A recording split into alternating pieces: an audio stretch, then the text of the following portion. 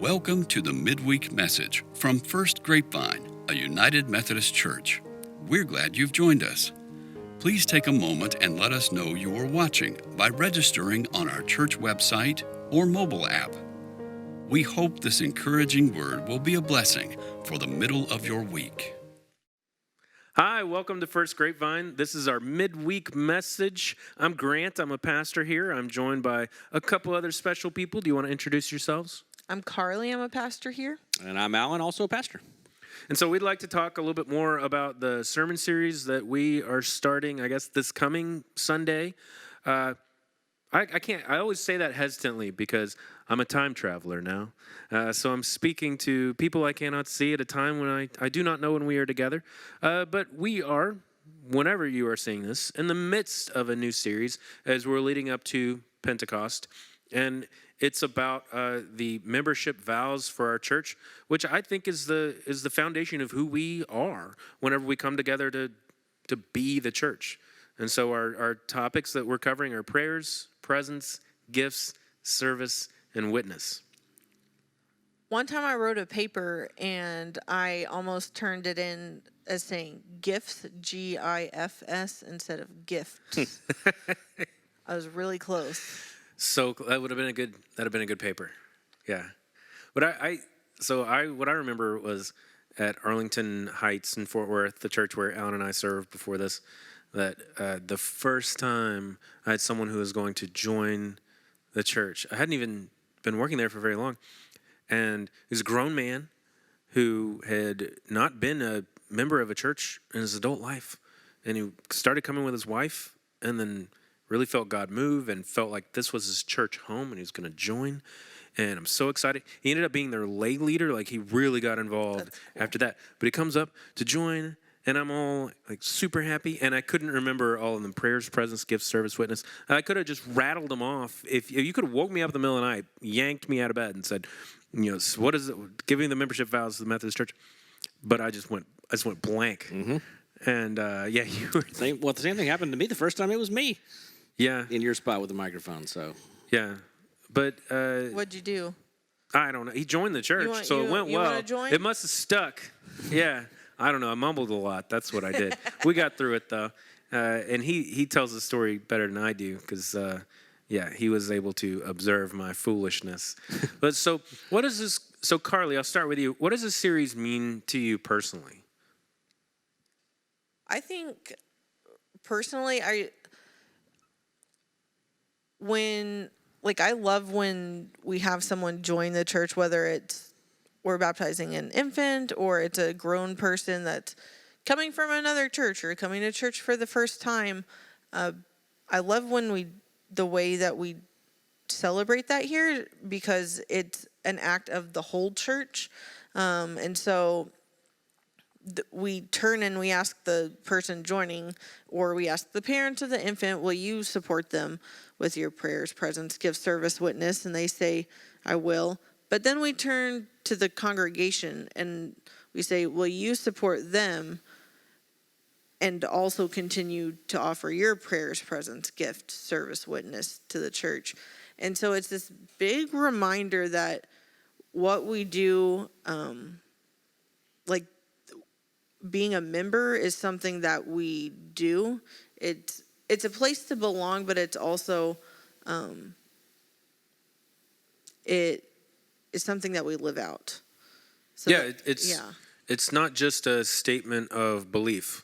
I agree with these things that your church states, and I verbally affirm that, and that's it. It's not that at all. It's deeper. With, as you say, it's what you do and you live it out. Yeah, Alan, what does this series mean to you? Well, the timing on this series is great, like you said, ending with Pentecost, because this, to me, harkens back to the original church and the commitment that they made to each other to build this new thing. And it's particularly personal to me right now because my 14-year-old is finishing up confirmation, which is a big part of my life. I think I talked about it last week briefly. But we're working through that right now. And so we're talking about what these things actually mean and, what does it mean to do that? And one thing that's really important to me on this, too, is that it's not, you don't have to, an affirmation of faith is one thing. These are membership vows. And so those 5 things are going to be individually specific for the person saying them. We're not asking people to pray a certain number of times a day. We're not asking people to serve in a certain way. We're not asking people to give an X number of gift, or even it could be only financial. So each person can see where their gifts are, their spiritual gifts, what they've been blessed with, and so that they can all give in a unique way. And so it lets them live into their own faith and their own calling. And I think that's an important thing to understand. What's one in particular, as you're looking at this series, one particular topic that you either really love and you really connect with, or one that you really struggle with? Well, I'll be preaching on the service. That part of my call to ministry is all about serving others. And so that one I'm particularly excited about, because coming to First Grapevine, all churches serve, but it's amazing the scope in which service is such a ingrained part of the DNA of this congregation. And it's literally, serving medically in Africa, building things in Costa Rica, knitting prayer shawls, going to help people individually, making relations. You could just go on and on. Yeah. There's so many ways for a person to interpret service, what that means. It could mean teaching kindergarten Sunday school. It could mean being a confirmation partner for a young person trying to struggle with these same things. It can mean getting your hands dirty and painting a trailer at Shady Oaks. And so it's just one of those amazing things that it's just so individualized, and that can really be personal. It's part of that personal relationship that we're going to talk about this coming Sunday in the prayer portion of this, of that person can figure out what that personally means for them. And as far as the one that scares me the most is not scares me, but it just like presence is that thing. And we can't be together right now, and it's stressful for me. It's stressing me out looking at this empty sanctuary. But also, leading into this moment that we're living together right now, things have changed in a very short amount of time. In my 45 years on this planet, we went from where the normal attendance of church was 3 to 4 times a month. I wasn't missing when I was a kid, unless extraneous circumstances. Whereas now, if you ask those same people who go to church regularly, their regularly is once or twice a month. Yeah. And I'm actually hopeful right now because we're engaging with so more people, and by we I mean the universal church. And of course Grapevine, but the universal church is engaging with so many more people, and I'm having these conversations that I'm really kind of tentatively optimistic and hopeful about the future of that portion of it, of presence, and what that's going to mean to people. Having lived through this time of not being able to be with each other, what that's going to look like on the other side. Yeah, presence is, to me, interesting in a sense. You're right, because we can't be present right now, but yet it's also, and you identified it, it's kind of an exciting frontier in the sense of we are present with people right now who aren't in the room, and it's at their convenience, which means that for people who work on Sundays, for people who are just anxious about coming into the building where they're meeting people they don't know, it's much more accessible and friendly, and so we're struggling with that, and I think answering that call to be present in a new way. But yeah, I appreciate that you identified that this is something that's hard right now. I was going to say, my friend Bailey's a pastor in California, and she leads an online small group for people who are interested in God, but maybe church doesn't seem like the place for them, or they've had really bad experiences with church. And because of this pandemic and because of everything going online, like those same people who didn't want to meet in a church, they didn't want to go to church, are now able to, they're taking part in her worship service, and they're interacting with the congregation in ways that wouldn't have happened before. And the same thing has happened here. I've had people email me who register online for the first time, and there are people that live here and there are people that live in different states, and it's this like it's expanding what I think we mean when we say presence. But we, like, just by being online, we made this accessible to so many people, not just because of the pandemic, but people who can't get out of their homes regularly, people who don't feel like church is like a great space for them for whatever reason. So presence is the one I'm most excited about, just because it does take on a new meaning now. What about one that you struggle with I would say, or struggle to talk about? I think witness can be hard to talk about because there's some, I sometimes I feel like witness is a culmination of your prayers, presence, gifts, and service, that it should naturally flow out. But I also think that sometimes we don't tell the story, like Alan could tell lots of stories just of the past month of ways that we've served. And sometimes we don't tell the story for fear of being like arrogant or showy, but then we miss opportunities to not tell people like the good news about what God is doing in the community. So I feel like that, I don't know, that's kind of like nuance, but.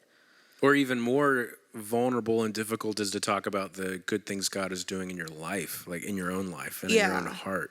Yeah. And on a deeply personal. Yeah, it goes against the grain for polite society to talk about such personal things. I think so. What about you? I love our membership vows because there's so much overlap. It's both a challenge, like that's a big challenge. We commit to serving Christ through our local church with your prayers, presence, gifts, service, and witness. It's basically, do you commit with all that you are? And that's a lot, but at the same time, there's not a, it's not a difficult standard either. Will you come on a journey and commit all you are? Not like, you know what, it's not like joining a country club. It's like, you don't have enough money, enough smarts, enough good, you're not good enough to be a member here. And it's not like that at all. And so I love all the overlap. Witness is probably the one that I enjoy and engage with the most because it is challenging, because sharing that message is very important to me, and celebrating what it means to be a witness in your whole life.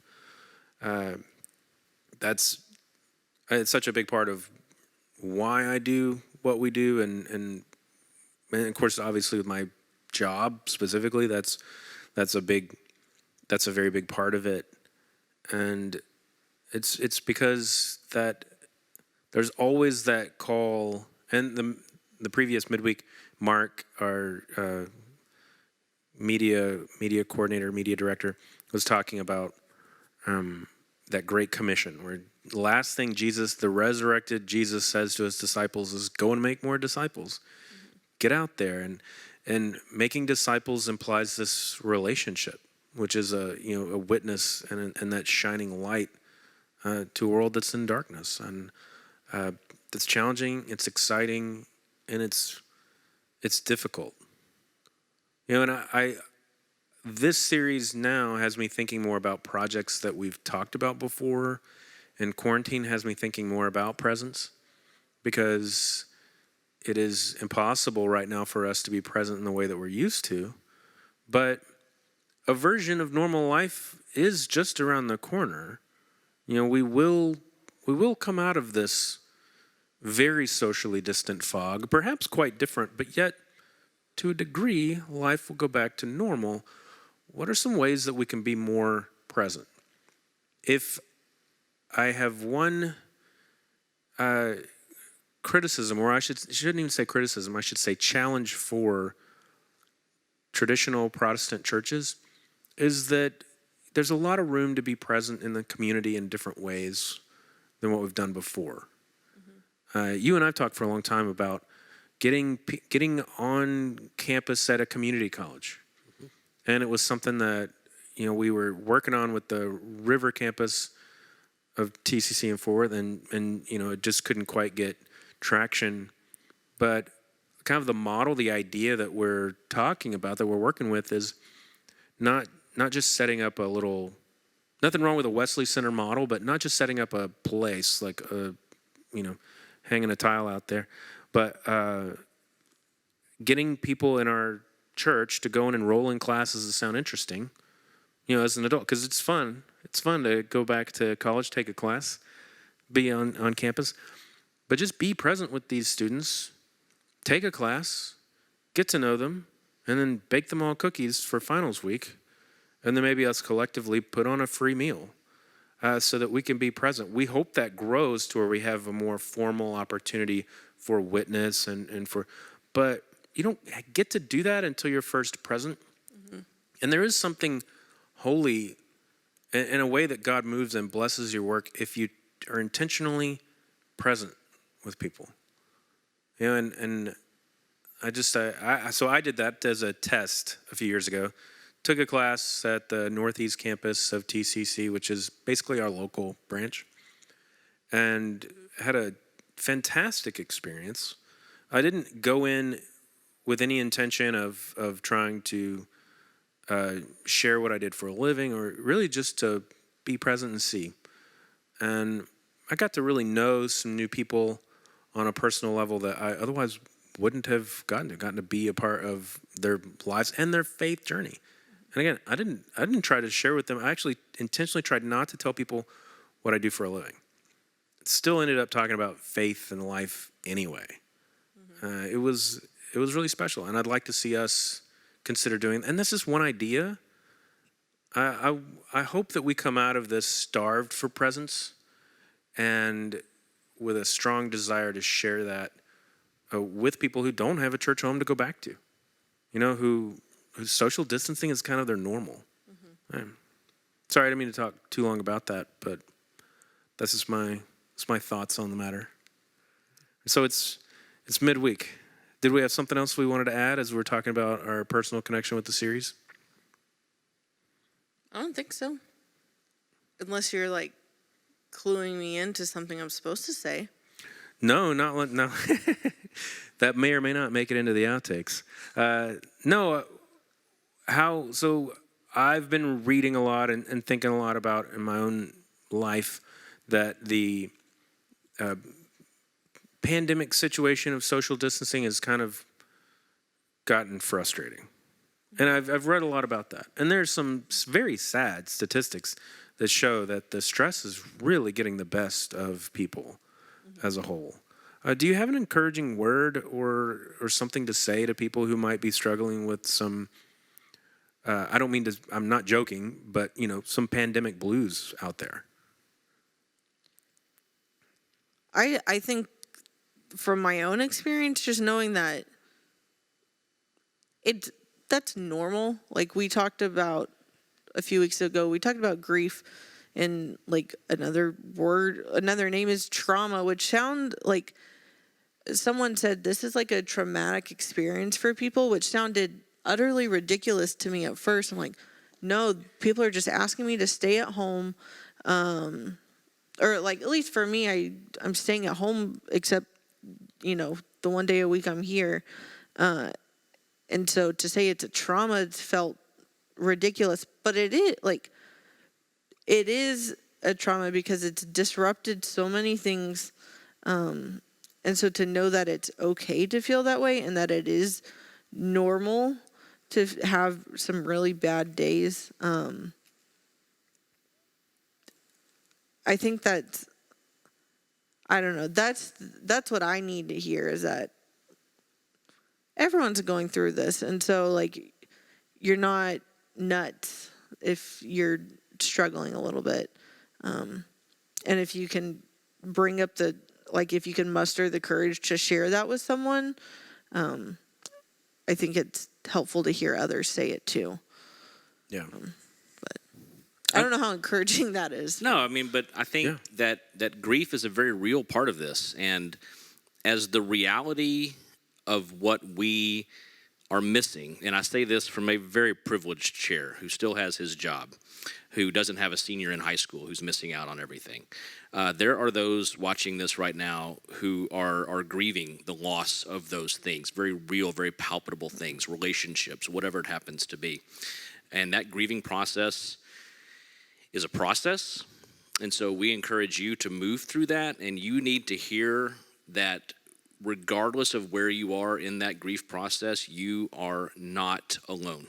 That God is with you, and we are here for you. Whether you know us, whether you have met us in person before this happened, or whether you're just watching us online, please know that we are here for you. If you need someone to talk to, if you need someone to listen, if you need someone to pray with you, reach out to us. Don't forget that you are not alone. Yeah, you can contact us. We got Zoom. Our administrator Rhonda will get you on our Zoom calendar, and we can talk face to face. Absolutely. If you need something, because you're not alone. Yeah, we also have a small group that's starting just for this month for this, and we're gonna go through those different practices: prayers, presence, gift, service, witness. But it's not gonna be like a Bible study, like me teaching for 30 minutes. It's going to be more of a reflection and interaction about, like, what does it mean to be present during this time? And so if you're looking for a group, even if you just want to come and like turn off your camera and just listen, like that's also available to you. Or if you're looking for a different kind of group, like send me an email and we can find you someone. Yes. So, acknowledge if you are feeling pandemic blues, then acknowledge it. Mm-hmm. Reach out to us. Let us know. We can pray for you. We can get you connected and be a part of what you're going through and what you're doing. And I think I would also suggest, and I hate this as a cliche answer because I really don't mean it this way, but read the book of Acts, because I think that you don't have to read the whole thing, but I think you start to read it, because what I love the book of Acts. It means a lot to us, especially as we think about how to do the church during a time of challenge. But they just seem so desperate to be present with one another, and they just seem to really have an appreciation for each other that for me, as I've been reading some sections of Acts, it feels even more personal than it normally does. So that's just me. If you're looking for where do I turn, and I know there are plenty of better comforting portions of the Bible, like read Psalms, or Isaiah has a lot of comforting words. But for some reason, I think as we're sitting home trying to think about how do we do this, Acts makes sense to me. Jesus had just died and died, came back to life, and went to heaven. Gosh. Yeah, my dad used to sing that like every Sunday morning as we were getting ready for church. And now I get, wait, what? Ruined it. Acts. I ruined it. Acts. Oh. So Jesus had just like gone back to heaven, and so they're also saying, now what do we do? And I feel like that's kind of, I'm also reading Acts right now, and that's kind of the comfort I get from it, is that, they had to deal with a situation that isn't too unlike ours. Yeah. No, I'd say just read it if you haven't read it before, because their situation was, they had to be socially distant in order to stay alive. And I don't mean like there's a chance they could get sick. I mean, they were wanted posters with their faces up around town, that kind of thing. So it's a great read if you have too much time on your hands and you have watched all of the Netflix and all of Amazon Prime. So I recommend it. Check it out. Well, I think that we're over time for our midweek conversation. I can't stop laughing because, so the guys in the back, just for those of you at home, a little bit of inside baseball, the guys in the back are like so serious as professionals as they're recording the video and the audio and setting things up that it's like the World Series poker like surgery edition going on back there. Like they are so dadgum serious about everything, so that when they chuckle, like it's such a big win. It's like that they broke like their focus on what they were doing and just laughed for a second. So, when we're apart, it's the small things that make me feel warm and fuzzy inside. So there you go. Anything else for the good of the people? We're good. I do.